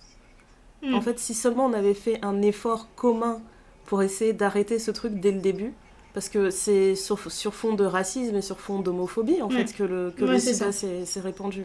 Donc si seulement on avait fait l'effort, en tant que communauté internationale, de travailler main dans la main pour y mettre fin assez vite, ou pour vraiment limiter la propagation du truc, c'est incroyable. On parle d'un virus qui a 40 ans, quoi. C'est anormal. C'est anormal qu'il ait pris autant de place. Oui, et en plus, la particularité de ce virus, parce qu'il y a des gens qui vont te dire oui, mais regarde, pour le Covid, ils ont trouvé un vaccin très très vite, on ne comprend pas pourquoi pour le VIH, on n'arrive pas à trouver de vaccin. C'est la particularité du virus et la transforme... Je sais pas c'est quoi. La capacité du virus à se transformer et à changer qui rend les choses beaucoup plus compliquées. Parce que tout ce qui est Covid, etc., c'est une base de virus qui est plus ou moins la même et il y a certaines choses qui vont plus ou moins s'exprimer. Donc tu peux prédire un peu. Là, c'est complètement imprévisible. Et avec tout ce côté imprévisible et le travail qui a été fourni ces 50 dernières années, c'est énorme. C'est vraiment... En fait, on se rend pas compte de...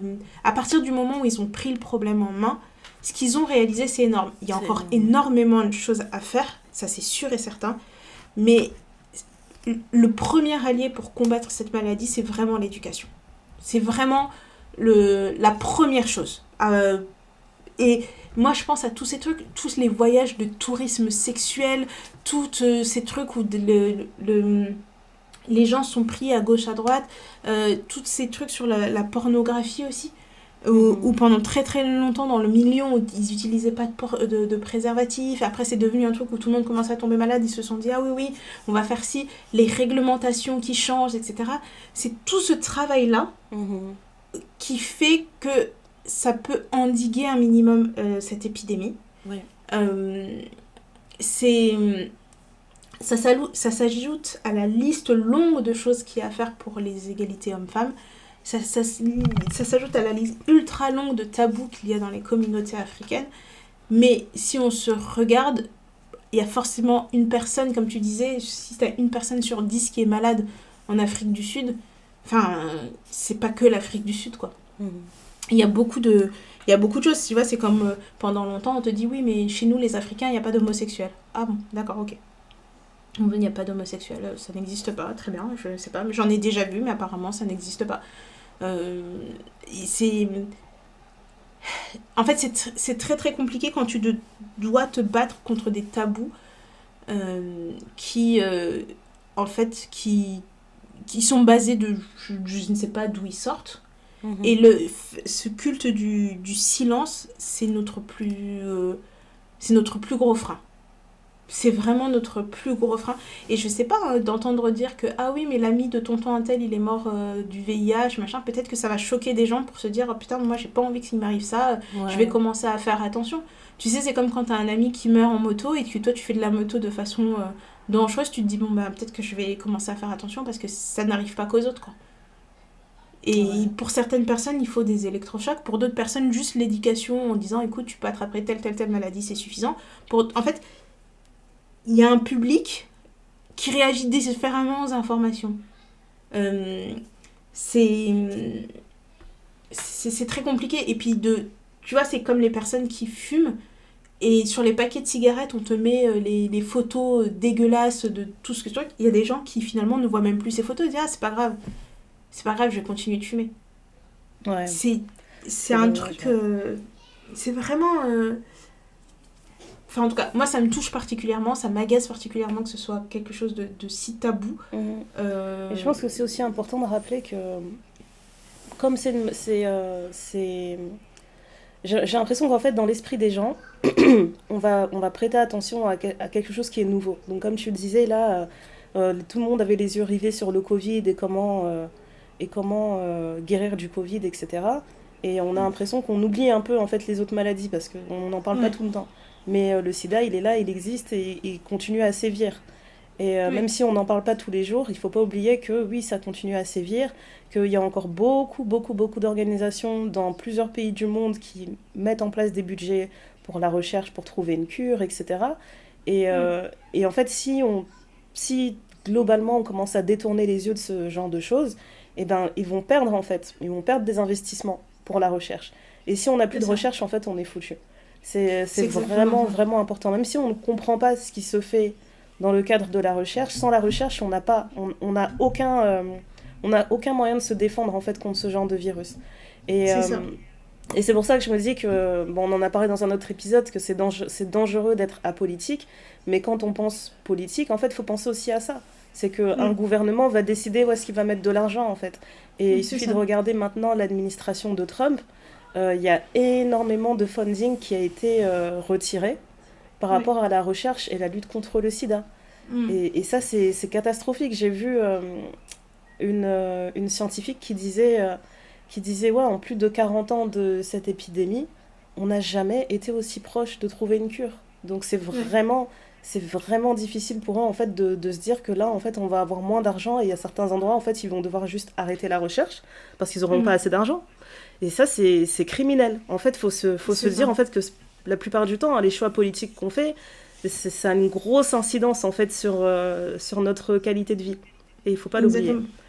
Et on ne peut pas attendre à chaque fois qu'il y ait une personne de très très connue qui soit atteinte de la maladie pour que ça crée quelque chose. Je vais citer quelques exemples, mais tu vois, en France, quand Grégory Le Marchal participait à la Star Academy, il avait la mucoviscidose. Je pense qu'il n'y a jamais eu autant de dons pour la mucoviscidose qu'à ce moment-là. Ouais. Quand je ne sais plus quel acteur ou actrice américaine était atteint de la maladie de... Je pense que c'est ALS, c'est la maladie de Charcot. Ou le Ice Bucket Challenge. Oui, c'était ça, voilà. Okay. Et bah, du coup, tu as beaucoup de gens qui ont donné pour ça. En fait, je comprends que certaines personnes mettent la lumière sur certaines choses. C'est Magic Johnson qui a atteint du VIH. Hein. Ouais, je sais pas. Il y a un basketteur américain qui a atteint du VIH. Je pense que c'est Magic Johnson, je ne dis pas de bêtises. Et il s'est marié, il a ses enfants, il a tout ça. Donc, c'est vrai que ça aide d'avoir une personne connue qui est atteinte de la maladie, qui met de la lumière sur cette maladie, et ça permet de créer des discussions, et ça ouvre des débats, etc. Mais on ne peut pas se baser que là-dessus. Et on ne peut pas se baser que sur des gens qui ont énormément d'argent pour payer pour la recherche, etc. Parce que c'est notre responsabilité à tous. Comme tu le dis, on ne peut pas être apolitique, on ne peut pas s'attendre à ce que oui, mais les gouvernements vont s'en occuper, moi je paye déjà des taxes, c'est déjà assez. Non, c'est jamais assez. Chacun trouve ses causes, chacun trouve les choses qui les animent, si c'est pour vous la déforestation en Amazonie, si c'est pour vous le recyclage des bouteilles en plastique qui causent des problèmes dans les fonds marins, si c'est pour vous les violences faites aux femmes, si c'est pour vous l'inégalité des salaires, si c'est pour vous la prise en charge de vos parents qui vous ont fait défaut et que vous avez cette obligation alimentaire vis-à-vis d'eux, que chacun trouve une cause qui l'anime. Et il est temps pour nous de mettre un peu notre argent là où on a besoin de défendre nos causes. On ne peut pas tous tout faire. Il y a des gens pour qui c'est l'accès aux soins pour tout le monde. Que chacun trouve un peu quelque chose, parce que il n'y a que comme ça c'est bien de se retrouver avec des personnes. En fait, oui. Ouais, c'est ça. Et quand on se retrouve avec des personnes qui ont les mêmes idées et les mêmes envies ou quoi, il n'y a que comme ça qu'on peut avancer. À 1, on avance vite. À 2, à plusieurs, on avance loin. Et il faut vulgariser ce message. Vraiment, moi, là-dessus, je suis pas... Envoyez-moi vos enfants, moi je vais leur parler. Et parce que les gens ont aussi cette idée que c'est très vulgaire, on parle pas de sexualité, on dit pas les choses, etc. Mais après, quand tu réfléchis dans le sens où, tu sais, parfois faut se mettre, faut essayer de se projeter et se dire, imagine t'arrives justement dans une situation fatidique où, admettons, un de tes enfants a contracté ça. À ce moment-là, je te jure que t'en as rien à faire d'avoir une conversation mal à l'aise avec lui. Tu vas te dire, si seulement j'avais fait ça, si j'avais pu le faire, je l'aurais fait. Si je pouvais remonter le temps et le faire, je le ferais. Donc vraiment, oui, il y a plein de conversations qui sont pas confortables, mais il faut les avoir. Il faut dépasser ça. Il y a une personne dans votre entourage que vous savez qu'ils peuvent avoir cette conversation-là. Et c'est comme aux écoles maternelles, maintenant, on te dit plus appeler les parties intimes de vos enfants telles que ça s'appelle. Parce qu'il y a tellement eu d'abus sur les enfants que quand un enfant, il n'appelle pas un zizi, ben, tu te dis, mais qu'est-ce qu'il essaye de dire, qu'est-ce qu'il comprend pas et tout. Et quand il y a que les parents qui peuvent comprendre certaines choses, mais que l'enfant n'est pas assez à l'aise pour se confier à ses parents, mais qui va se confier à un prof, il y a des choses qui peuvent être loupées comme ça. Donc un vagin, c'est un vagin, des seins, c'est des seins, un pénis, c'est un pénis, et c'est pas agréable, c'est pas des mots qu'on a envie d'entendre de la bouche de son enfant, mais c'est important de savoir ce que c'est. Il est important de savoir que la seule façon de prévenir le VIH aujourd'hui, c'est le préservatif. Ils sont très accessibles. C'est pas, en tout cas en Europe, c'est très très accessible. Il y a certaines zones sur cette terre où c'est beaucoup plus difficile d'accès, et je comprends, et c'est horrible. Je pense que c'est quelque chose qui devrait être comme quand on achète du pain, on devrait en trouver partout, parce que ça protège énormément de gens. Et il y a une chose qu'il ne faut pas oublier, c'est que prévenir, c'est toujours moins cher que guérir. Quand vous êtes en phase terminale et qu'il faut vous donner tous les traitements médicamenteux, etc., ou en stade avancé, ou peu importe, ça coûte toujours plus cher que de se dire, là, tous les mois, je vais devoir aller à la pharmacie prendre un traitement, alors que si j'avais juste mis un préservatif, j'en serais peut-être pas là aujourd'hui. Voilà. On n'accable personne.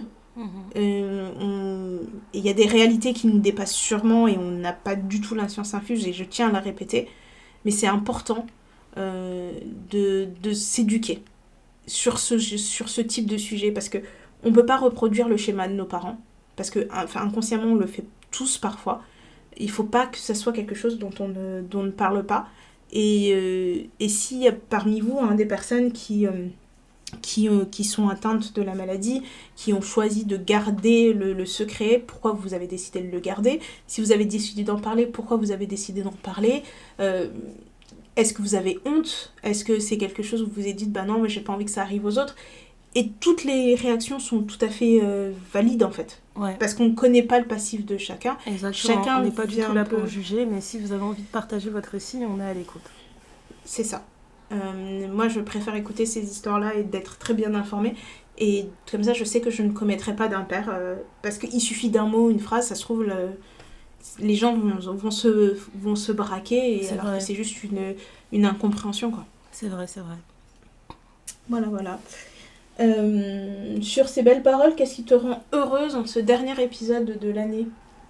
Qu'est-ce qui me rend heureuse? C'est de savoir que il y a des surprises de fin d'année, comme d'habitude. On va continuer à faire vivre la tradition de Noël, Néné.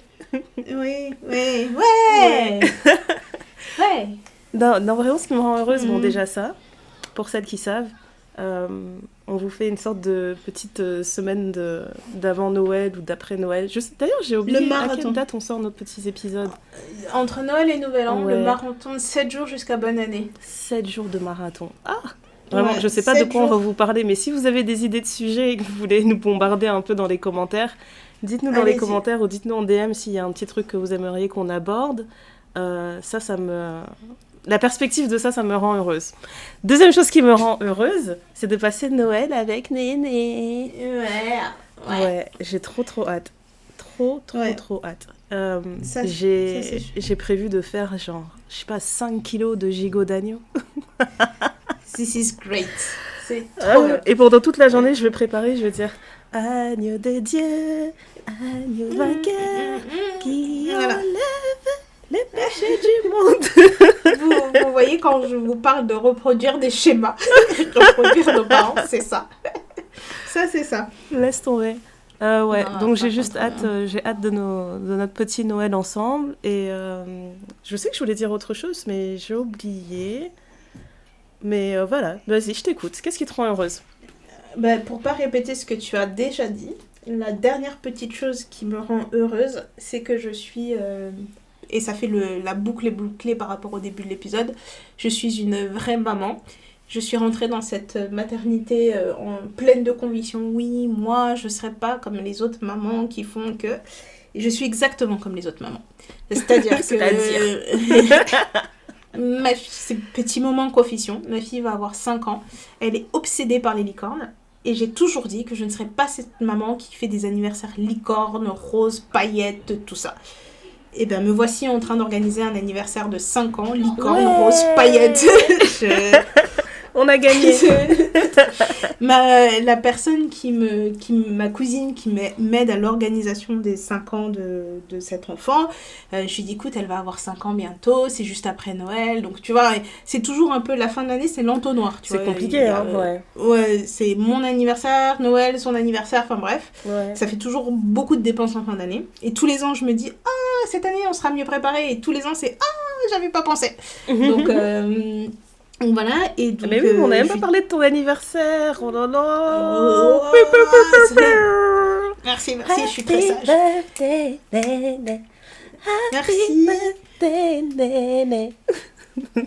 Merci. Et donc du coup, je parle avec ma cousine, je lui dis écoute, moi j'aimerais bien faire un truc un peu safari avec des animaux et tout, machin, tout, un truc très simple, très neutre en couleur et tout. Et je lui dis mais comme alors son doudou est une licorne, sachez que je suis la grand-mère de 2 doudous licornes. Il y a grande Yaya doudou licorne et bébé doudou licorne. Voilà, donc elle me dit parle à tes petits-enfants. Je dis oui, bien sûr, parce que je suis une maman qui est compréhensive. Et donc, je lui dis, bon, premier thème, safari chic, un truc un peu neutre, un peu, tu vois, un truc en tant que maman, j'accepte dans mon thème de couleur. Deuxième option, on lui dit, bon, on lui fait un anniversaire licorne et tout. Avec ma cousine, on s'est regardé, on a explosé de rire, on s'est dit, en fait, on sait déjà qu'elle va choisir les licornes. Bah oui. Pourquoi on fait semblant d'essayer d'explorer une autre idée? Donc, je vais faire licorne, mais un peu turn down. Je vais pas être full licorne. Hein. Par exemple, son gâteau n'aura pas une forme de licorne, déjà. C'est déjà en grand. Une licorne piñata. Ça serait trop bien, ça. Oui, mais le problème, c'est que... Piñata. Tu connais cet enfant, ça va se finir en carnage. Tout le monde. C'est ça le but de la piñata, c'est trop drôle. Donc voilà, donc il y aura une petite déco, un peu pastel, un peu truc. Et il y a une personne qui a fait une très jolie illustration d'elle, à côté d'une licorne, enfin bref, un peu personnalisé et tout, très mignon. Avec toutes les couleurs. Elle ne sait pas ce qui est en train de se passer dans sa life parce qu'elle a beaucoup de mal à vivre le fait que c'était l'anniversaire de tout le monde et que c'est toujours pas son anniversaire. Ouais, c'est dur ça. Donc elle m'a dit maman, c'est ton anniversaire aujourd'hui, mais pourquoi c'est pas mon anniversaire? Je lui dis parce que t'es pas née encore. Et là tu te jettes par terre. Combien de jours ça, et puis elle me dit mais on va dire aussi que c'est mon anniversaire puisque t'es ma mère et que du coup comme c'est ton anniversaire, c'est mon anniversaire. Écoute ma chérie, comme tu veux. Non, vraiment, fais ce que tu veux. Elle va se calmer, hein. Chacun son jour là. Non, elle ne supporte pas. Non, mais elle ne supporte pas. Et en plus, dans notre famille, en fin d'année, il y a beaucoup d'anniversaires qui s'enchaînent. Mais grave. Et elle n'en peut plus. J'ai dit, écoute, il y a Noël, il y a Nouvel An, et après, c'est toi. Et tu vois, là, c'est à la bonne année, tu vas l'avoir célébré vite. Allez, on remballe tout. Bonne nuit, bonne année. Bye. Allez, bye. C'est comme mon anniversaire. Donc voilà, c'est ça qui me rend heureuse. Me dire que je suis allée je vais chercher dans mes retranchements pour être une maman qui réalise les rêves de son enfant et qui lui offre un anniversaire de licorne. Trop cool. Voilà, tout rose, pastel, violet, orange, jaune, enfin... Je me reconnais pas dans ce mood board d'anniversaire. J'ai trop hâte. Franchement, elle va inviter ses camarades de classe. Elle a fait une très jolie invitation. C'est très mime, ça. Hein. Je suis très, très contente. Mais même dans les choix de couleurs, mais ma cousine me connaît, on est tout en train d'essayer de minimiser l'impact licorne. Mais ça reste licorne, tu vois. Mais... Allez, c'est une fois dans l'année. Allez, laisse la licorne vivre. Laisse-la sortir. Laisse la licorne en toi s'exprimer. Franchement, si je veux laisser la licorne en moi m'exprimer, j'allais louer un cheval que j'allais transformer en licorne. Grave. T'as vu quand tu veux. Non. C'est une trop bonne idée. Non, mais je veux pas mettre dans l'esprit de mon enfant que les licornes existent, tu vois. Je pense que ça fait déjà trop de choses. Entre ça et le Père Noël, tout ça, ouf. Elle l'attend de pied ferme. Elle l'attend de pied ferme. Elle a dit, hé mec, elle m'a envoyé une liste. La liste... Bref. Cet enfant, je pense que... Moi, c'est même pas... Les enfants, ils ont fait une liste et mon fils, il envoie des addendums. Oui. Il dit, il envoie une nouvelle liste et tout. Genre, alors, pour info, ça, ce serait cool, machin. Après, il écrit par rapport à ses amis. En fait, il croit que c'est son pote, le Père Noël. Il envoie des lettres, genre, tout le temps. Il écrit des nouvelles lettres. Ok, d'accord. C'est ça. Mais moi aussi, elle m'a fait une liste et ça m'a fait rire parce que c'est comme moi, quand j'étais enfant, elle est partie chercher des photos sur Internet et elle a entouré Tu vois, pour que je comprenne bien, tu vois, ce qu'elle voulait. Genre, elle dit, C'est trop chou. tape ça, et puis elle entoure, tu vois. Mais moi, je me souviens des magazines Jouet Club où on entourait C'était les tellement cadeaux, cool, ouais. on cornait les pages et tout, et ça m'a fait trop... Ouais. J'ai trouvé ça trop mignon quand je l'ai vu faire ça. Je me suis dit, ah bah, il y a des réflexes qui ne se perdent pas, quoi. Mais grave, je voulais trouver un catalogue juste pour que les enfants y vivent ce truc. Je me suis dit vraiment, ça sert à rien, c'est pas pareil. C'est pas pareil. Ouais, mais même tu sais, même découper... Avant, tu les avais dans les boîtes aux lettres. Oui, tu les recevais Tu découpes. directement, oui. Ouais, tu découpais, tu collais sur une page, tu t'es dit, ah, j'espère que cette année... Et juste le travail que ça représentait, tu vois. Là, mes Ouais. enfants, ils me disent, donne ton téléphone. Ils regardent sur Ouais. Amazon, ils disent, ouais, j'ai mis dans le panier. Non, mais c'est ça. Mais en plus, Où est tu la vois, magie le truc... Ouais. Moi, je me souviens quand t'avais le dilemme, il y avait le recto de la page et sur le verso, Il y avait un truc il y qui avait te les plaisait deux. aussi. Et tu dis, si je découpe comme ça, comment je fais pour faire comprendre Il faut au que Père je Noël qu'il y a les deux. Ah, Mais le je pire, fais c'est que ça. j'ai pas le souvenir d'avoir souvent eu ce que j'entourais, mais c'était juste agréable en fait comme activité de se dire, tu sais, tu rêves en fait, comme un enfant. Tu passes ton temps à imaginer, tu rêves, tu te dis, ah, bah, je prendrais bien ça et trucs, parce que franchement, les trucs que j'entourais, je vais prendre la cuisine de Barbie, et puis sa maison, et puis son jet privé, et après je vais prendre toute l'établi de Mécano Junior, enfin, c'est ridicule. Oui, Je savais que j'allais c'est pas ça. tout avoir. Mais voilà. Mais tu sais que moi, c'est une habitude que j'ai pas perdue pendant très longtemps parce que quand j'achetais mes magazines féminins, jeunes et jolis, glamour, tout ça, et ben j'ai gardé cette habitude, tu sais, d'entourer des choses qui m'intéressaient. Mhm. Tu vois, Ouais, c'est et cool. même maintenant, même quand je fais Pinterest, maintenant, quand je vois des choses qui m'intéressent, j'ai mon petit tableau wishlist ou des trucs comme ça. Mhm. Et c'est comme si j'entourais un peu ce que j'aimais bien et que je me dis, ah, si un jour j'ai la possibilité d'avoir ça, j'aimerais bien m'offrir ci, m'offrir ça, etc. T'as des listes plus ou moins urgentes. Mais j'ai gardé cette petite habitude-là C'est trop cool. d'entourer, c'est de garder, et parfois pour rien, tu vois. Mais Et grave, même en faut tant garder. qu'adulte, les rares fois où j'achète des magazines, je me dis, donc là, cette année, ils ont mis ça dans tel truc. La chaussure, le truc, ok. Ah, la crème, là, j'aime bien. Je dis, je vais...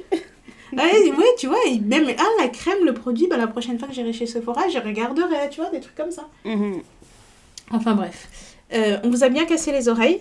J'espère que vous êtes contents. On vous laisse en ayant dit beaucoup de bêtises et en ayant dit plein de choses sérieuses.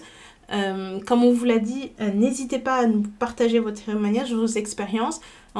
Qui vous a parlé de la sexualité pour la première fois? Dans quel contexte? Est-ce que ça vous a gêné? Est-ce que ça vous a aidé? Est-ce que vous êtes plutôt sur un truc ne me dites rien, ne m'en parlez pas, etc. Où est-ce que vous vous situez sur l'échelle? Comme toujours, on partagera avec beaucoup de bienveillance et beaucoup d'ouverture d'esprit. On n'est pas là pour juger, on est là pour s'entraider, pour grandir ensemble. Et s'il y a bien une chose que l'on veut pour ça, pour cette nouvelle année qui arrive, c'est de continuer comme ça. Il y aura, comme l'a dit Ndaya, le petit marathon entre Noël et Nouvel An pour pas vous laisser trop sur votre faim. Juste avant le blocus pour les révisions avant la première interro, la première semaine de février. Et d'ici là, on vous garde d'autres surprises. Voilà, enfin je sais pas, c'est tout, Ouais, c'est bien. ça. Des petites surprises ici et là. Restez à l'affût. Restez à l'affût. Restez à l'affût, voilà. Bah voilà, bref, on se retrouve sur tout ce que vous savez, Twitter, Instagram, Not Gonna Lie. Sur Gmail, un spécial shout-out aux personnes qui ont pensé à moi, les auditrices qui ont pensé à moi pour mon anniversaire. Vous êtes vraiment des petits cœurs. Cœur sur vous, vous êtes trop choux. Et voilà. Enfin, on est émotionnés. On vous souhaite déjà de belles fêtes de fin d'année. Et la ligne reste ouverte si vous avez un peu le blues pendant cette période de fin d'année, parce qu'on le comprend et on peut échanger, discuter, enfin bref. On est là, on est à l'écoute, on fait au mieux. Et voilà, j'ai tout dit. Allez, voilà, c'est tout. Rendons l'antenne. À l'année prochaine. Bye yo. Bye.